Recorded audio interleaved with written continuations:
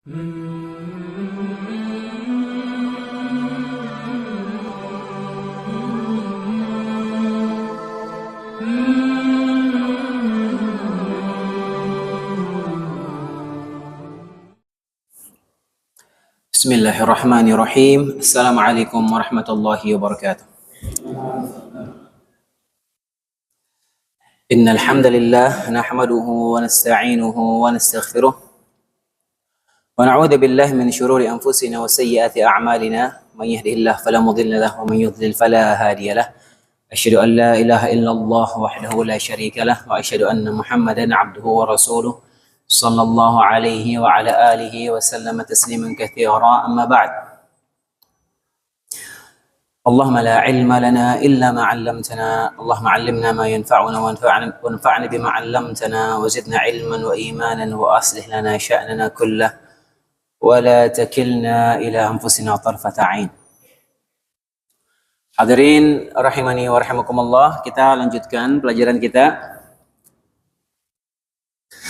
Masih pada pembahasan tafsir surat Al-Kautsar, dan pada pertemuan yang lalu, pekan lalu, kita sudah membahas tafsir ayat pertama dari surat Al-Kautsar, Inna a'tainakal kautsar, di mana kita menyebutkan ada dua pendapat ulama, ada dua tafsiran ulama terkait makna Al-Kautsar tersebut. Yang pertama, Al-Kautsar bermakna kebaikan yang banyak, yaitu Allah SWT telah memberikan kepada Nabi Muhammad SAW kebaikan yang begitu banyak, nikmat yang begitu besar dan begitu banyak. Kemudian tafsiran yang kedua, Al-Kautsar maknanya adalah sungai di surga, yang air dari sungai Al-Kautsar inilah yang mengalir sampai ke haud telaga Nabi sallallahu alaihi wasallam di padang mahsyar, dan kita sudah menyebutkan dalil-dalilnya, hadis-hadisnya pada pertemuan yang lalu. Kemudian sekarang kita melanjutkan ke ayat yang kedua. Inna a'tainakal kautsar. Inna a'tainakal kautsar. Kemudian ayat keduanya, fasalli li rabbika wanhar. Fasalli rabbika wanhar. Dan salatlah, dirikanlah salat karena Tuhanmu dan berkurbanlah. Fasalli li rabbika wanhar. Fasalli li rabbika wanhar atau fasalli li rabbika wanhar. Panjang enggak li-nya? Panjang enggak hadirin? Panjang enggak? Fasalli, ya, itu dia pendek karena itu fi'il amr, kata perintah, jadi ada huruf illahnya itu dihapus. Karena dia fi'il amr, huruf illahnya dihapus, jadi fa, sod sama lam aja. Fasalli itu perintah, maka dirikanlah salat. Li rabbika, dirikanlah salat untuk Rabbmu, untuk Tuhanmu. Wanhar, dan berkurbanlah. Baik hadirin rahimani wa rahimakumullah. Salat dan berkurban, ini dua ibadah besar dalam Islam. Dua ibadah besar. Dua ibadah mulia dalam Islam, yang dua ibadah ini sering digandengkan oleh Allah Subhanahu wa taala dalam beberapa ayat. Beberapa ayat Allah menggandengkan antara salat dan berkurban, dan dua ibadah inilah menjadi bukti tauhid seseorang. Bukti tauhid. Makanya Allah sebutkan ini, fasalli li rabbika, salatlah untuk Rabbmu, untuk Tuhanmu. Wanhar, dan menyembelihlah juga untuk Tuhanmu. Kenapa? Karena salat dan menyembelih ini rawan dimasuki riya. Kalau ingatkan, salatlah untuk Rabbmu, menyembelihlah untuk Rabbmu. Secara umum seluruh ibadah kita serahkan untuk Allah Subhanahu wa taala. Qul inna salati, dalam ayat Allah menyebutkan qul inna salati wa nusuki wa mahyaya wa mamati lillahi rabbil alamin. Katakanlah sungguhnya salatku, ya, menyembelihku, hidupku dan matiku untuk Allah Subhanahu wa taala. Hanya terutama masalah menyembelih ini ibadah besar. Ibadah besar dalam Islam. yang menunjukkan tauhid seorang. Karenanya ketika seorang menyembelih untuk selain Allah SWT, maka dia terjerumus dalam kesyirikan. Ketika seorang menyembelih kepada selain Allah, maka dia terjerumus dalam kesyirikan. Nabi SAW bersabda, "La'anallah man dhabaha li ghairillah." Allah melaknat orang yang menyembelih untuk selain Allah Subhanahu wa taala. Dan ibadah menyembelih ini hadirin, ini sudah dilakukan, bisa dikatakan seluruh keyakinan yang ada melakukannya, mempraktekkannya, menyembelih ini.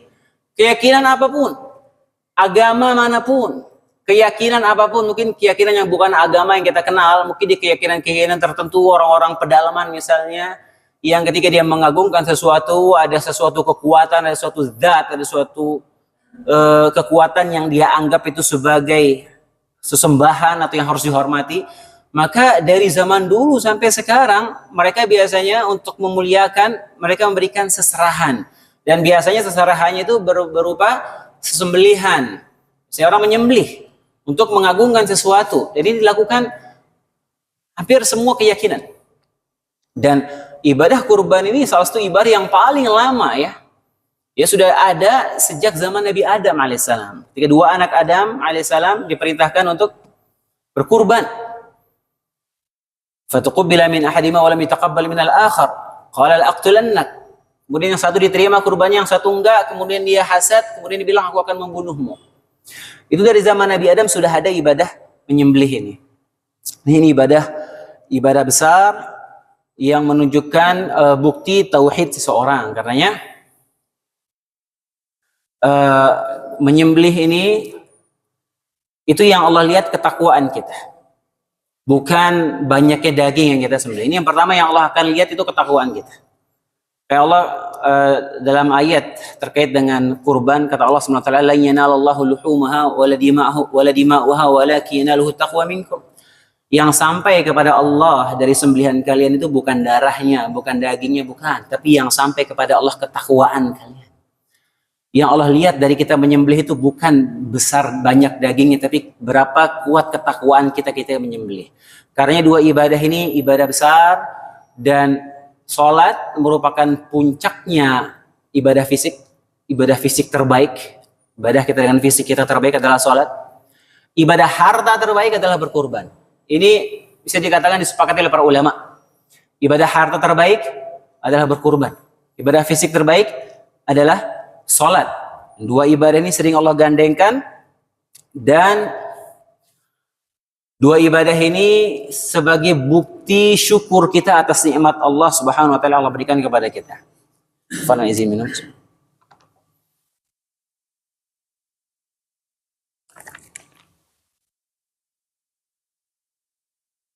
Sama tadi, yang Allah lihat bukan banyaknya daging yang kita korbankan. Begitu, tapi yang Allah lihat ketakwaan kita. Demikian juga, walaupun kita menyembelih sesuatu itu sedikit, kecil, sepele, kita anggap sepele, tapi untuk selain Allah SWT, kita bisa masuk neraka gara-gara itu. Riwayat yang sudah masyhur tentang dua orang yang masuk surga dan masuk neraka gara-gara lalat. Ya, disikisahkan dua orang sedang melewati suatu kaum, kemudian mereka tertahan, mereka tidak bisa lewat kecuali harus menyembelih sesuatu untuk sesembahan mereka. Maka dia bilang, kami nggak punya apa-apa untuk dikurbankan. Dia bilang, orang itu bilang, qarrib walau dzubab. Serahkan sesuatu kepada sembahan ini walaupun hanya lalat saja. Maka yang satu bilang, lalat nggak ada susahnya, kecil, ditangkap lalat, kemudian dia kurbankan untuk sembahan itu. Kemudian yang satu bilang, saya tidak akan mengorbankan apapun kecuali untuk Allah SWT. Maka dia dibunuh, yang tidak mau berkurban, yang satunya dibiarkan lolos, yang lolos itu, yang kurban lalat masuk neraka, yang terbunuh karena tidak mau kurban untuk selain Allah masuk surga. Ini riwayat yang masyhur. Ya, lalat ketika dikurbankan sebagai bentuk pengagungan kepada selain Allah, dia masuk neraka gara-gara itu. Apalagi sapi, hadirin. Baik, beberapa faedah dari ayat ini. Yaitu Allah SWT menyebutkan dengan huruf fa, fasalli. Inna a'tainakal kautsar, fasalli li rabbika wanhar. Sungguhnya kami telah memberikan kepadamu al-kautsar. Maka salatlah untuk Rabbmu dan menyembelihlah. Ada huruf fa di situ. Artinya maka. Ini menunjukkan ya seakan-akan Allah SWT mengingatkan kepada Nabi SAW, wahai Rasulullah, karena Allah telah memberikan kepadamu Al-Kautsar, kenikmatan yang besar, sungai di surga, maka salatlah dan menyembelihlah. Jadi salat dan menyembelih ini adalah bentuk syukur kita atas nikmat Allah SWT. Mau kita menunjukkan rasa syukur kita kepada Allah SWT, perbanyak salat dan berkurban untuk Allah SWT. Ini bukti syukur kita kepada Allah SWT. Dan ini yang Allah perintahkan kepada Nabi SAW. Allah berikan kepada Nabi nikmat yang banyak, maka sebagai bentuk syukur atas nikmat tersebut Allah perintahkan Nabi untuk salat dan berkurban. Dan Nabi SAW benar mempraktekkan itu. Nabi SAW pada haji wada, Nabi berkurban 100 unta.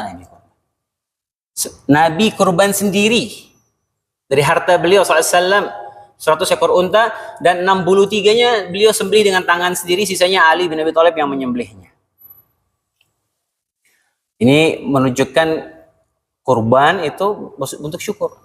Jadi syukur itu tidak cukup hanya dengan lisan. Ya alhamdulillah bentuk ucapan syukur kita, tapi tidak cukup hanya dengan lisan.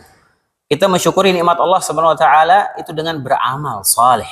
Dan amalan yang paling besar menunjukkan syukur kita adalah salat dan berkurban.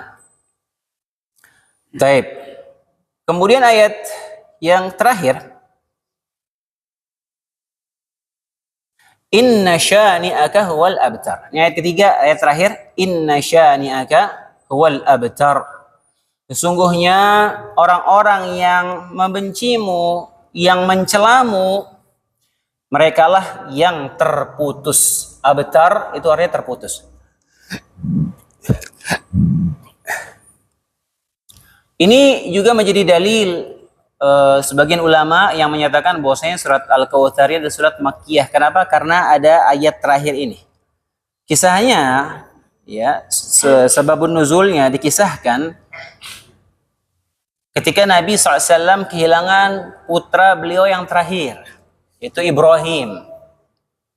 Ibrahim, anak Nabi SAW yang terakhir. Ketika Ibrahim meninggal dunia, kemudian orang-orang Quraisy mencela Nabi SAW atas kematian putra tersebut, putra beliau tersebut. Berapa banyak anaknya Nabi, hadirin? Anaknya Nabi berapa banyaknya? Anak Nabi berapa banyaknya? Anta. Anaknya Nabi berapa banyaknya? 12. Anaknya Nabi berapa? Berapa anaknya Nabi? Pak, anaknya Nabi berapa banyaknya? Jumlahnya, bukan namanya. Jumlahnya berapa jumlahnya? Total anaknya Nabi semua? Kalau kita tanya anak-anak milenial, ya anak-anak Gen Z sekarang, coba suruh sebutin nama anaknya Nabi, mungkin sebagian mereka nggak tahu anaknya Nabi siapa aja, nggak tahu. Tapi kalau nama anggota boy band Korea hafal ya? Ini beneran, menyedihkan. Ya sangat menyedihkan fenomena seperti ini. Anak Nabi kita sendiri kita nggak tahu, apalagi istri beliau, anaknya nggak tahu. Anaknya Nabi ada 7, hadirin. Anaknya Nabi ada 7. 4 perempuan, 3 laki. 6 dari Khadijah, 1 dari Maria Qibtiyah. Anaknya Nabi yang perempuan siapa? Zainab, Ruqayyah, Ummu Kulthum, sama Fatimah. Yang laki 3, Al-Qasim, kemudian Abdullah, kemudian yang terakhir Ibrahim. Nah, Ibrahim ini anak laki terakhir Nabi dari Maria Qibtiyah, budak Nabi SAW. Meninggal di pangkuan Nabi SAW. Bukan meninggalnya masih bayi ya, sudah berapa tahun gitu, 3 tahun maksudnya. Si balita meninggal di pangkuan Nabi SAW, dan Nabi sangat sedih ketika putranya ini meninggal. Dan ketika putra Nabi yang terakhir ini meninggal, orang-orang Quraisy mencela Nabi SAW. Dia bilang, lihat Muhammad sekarang abtar. Abtar itu ungkapan mereka untuk orang yang dia terputus keturunannya. Terputus keturunannya, biasanya orang Arab kasih istilah itu abtar. Dia sudah terputus keturunannya, terputus nasabnya. Karena apa? Karena tidak punya anak laki. Dan mereka mencela Nabi SAW. Dan Nabi sangat sedih. Antum bayangkan bagaimana beratnya ujian Nabi SAW. Benar yang Nabi SAW sabdakan, asyaddun nasi bala'an al-anbiya, thumma salihun, thumma al-amthal fal-amthal. Orang yang paling berat ujiannya, itu pertama para nabi. Para nabi berat-berat ujiannya. Kemudian orang-orang saleh. Kemudian yang semisalnya. Semakin kuat keimanan seorang, maka semakin berat ujiannya. Karena Nabi SAW dari 7 anaknya, 7 anak beliau, 6-nya itu meninggal pas Nabi masih hidup. Nabi yang masukkan mereka ke dalam kuburannya. Antum bayangkan bagaimana sedihnya Nabi SAW. 6 anak beliau meninggal semua pada saat beliau masih hidup. Illa Fatimah. Fatimah satu-satunya yang meninggal setelah Nabi meninggal. Kita sebutkan pekan lalu. Fatimah 6 bulan. Setelah Nabi meninggal. Kayak ketika Nabi sedang sakit ya, sudah mau meninggal, dia panggil Fatimah. Dia bilang, "Wahai Fatimah, sungguhnya aku sebentar lagi akan meninggal dunia." Maka Fatimah menangis. Sedih Fatimah. Kemudian Nabi bisikin lagi, "Tapi engkau adalah keluargaku yang paling pertama menyusulku nanti." Maka Fatimah gembira, tersenyum. Ya benar, 6 bulan setelah Nabi meninggal, Fatimah meninggal dunia. Dan meninggalnya karena apa? Karena sedih. Sedih luar biasa. Kamdan disebutkan oleh Al-Hafidz Ibnu Hajar. Dia saking sedihnya itu sampai sakit. Saking sedihnya karena tinggal ayahnya sampai sakit sampai meninggal dunia. Ya, Fatimah meninggal dunia karena sakit, karena saking sedihnya tinggal Nabi SAW. Nggak ada itu Nabi SAW datengin Fatimah gitu setelah dia meninggal dunia. Ya seperti khayalan sebagian orang. Nah, abtar itu yang terputus keturunannya. Saya mau tanya antum sekarang. Ana mau tanya. Kan Nabi tidak punya anak laki. Nasab beliau terputus karena anak Nabi yang laki tidak ada yang hidup sampai dewasa. Pertanyaannya, bukankah keturunan Nabi SAW itu masih ada dan akan tetap ada sampai hari kiamat? Imam Mahdi yang akan muncul di akhir zaman nanti itu adalah dari keturunan Nabi SAW. Bagaimana mengkompromikannya hadirin? Sementara Nabi tidak punya anak laki, maksudnya gimana? Faham pertanyaannya atau tidak? Faham ya?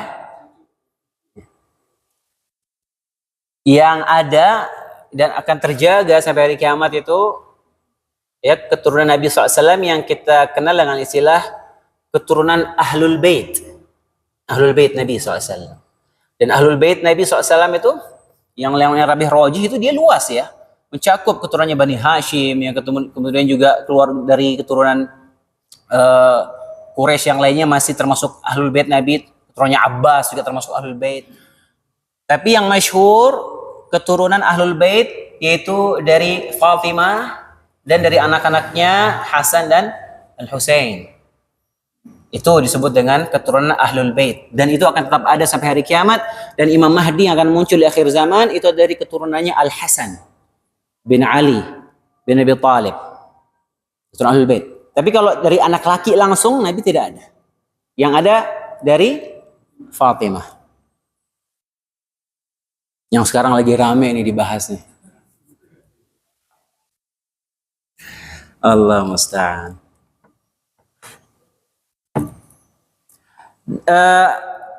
Ketika orang-orang Quraisy mengatakan demikian, Nabi bersedih ya. Nabi sedih. Dan Allah menghibur Nabi SAW, inna syani'aka huwal abtar. Sungguhnya orang-orang yang mencelamu, mencimu dialah yang terputus. Dan benar. Nabi SAW terus diagungkan namanya. Nama beliau terus diagungkan. ila yaumil qiyamah, nama Nabi SAW akan terus diagungkan. 5 kali dalam sehari nama beliau disebut-sebut dalam azan. Asyhadu anna Muhammad Rasulullah, disebut-sebut nama beliau 5 kali dalam sehari dalam azan. Sementara orang-orang yang mencela Nabi SAW sudah hilang, sudah kisahnya, sudah terputus. Nggak ada yang sebut-sebut. Kalaupun disebut juga untuk menceritakan kejahatan mereka seperti Abu Jahal, CS. Taib, itu sekilas ringkas tentang tafsir surat Al-Kautsar.